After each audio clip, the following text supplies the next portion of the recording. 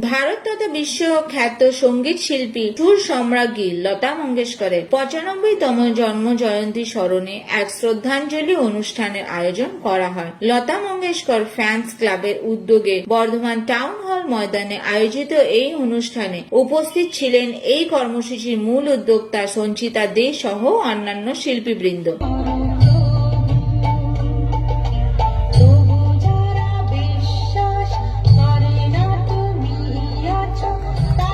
এক শুভ এবং সুন্দর মুহূর্ত লতাজির সেই অবিস্মরণীয় প্রার্থনা সঙ্গীতের সঙ্গে সম্মিলিত প্রদীপ প্রজ্বলনের মধ্যে দিয়ে পথ চলা শুরু হলো বর্তমান লতা মঙ্গেশকর ফ্যান্স ক্লাবে।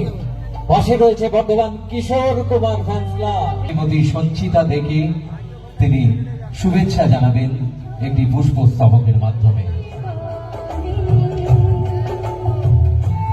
বর্তমান Mohammed Rafi fans club Parkers road 1998 সালে জয়যাত্রা শুরু। কেমন লাগছে যে আমার হাতে স্তবকটা তুলে দিলেন, ঠিক কথা, কিন্তু আমি চেষ্টা করব যতদিন বেঁচে থাকবো, আমি নিজে তো থাকবোই, তার সাথে যারা আছে তারাও থাকবেন। আর রফি ফ্যান ক্লাব দুদিকে আছে, কিশোর কুমার ফ্যান ক্লাব আছে, তারা তো আছেনই। আমিও চেষ্টা করবো পরবর্তীকালে যেন আরো মানুষকে বাচ্চা মেয়েদেরকে তৈরি করে আমি এই জায়গাটাকে আরো অদূর প্রসারিত করতে পারি। আজকে খুব আনন্দের সাথে আমি মায়ের কাছ থেকে এটা নিতে পেরে আমি নিজেকে ধন্য মনে করছি।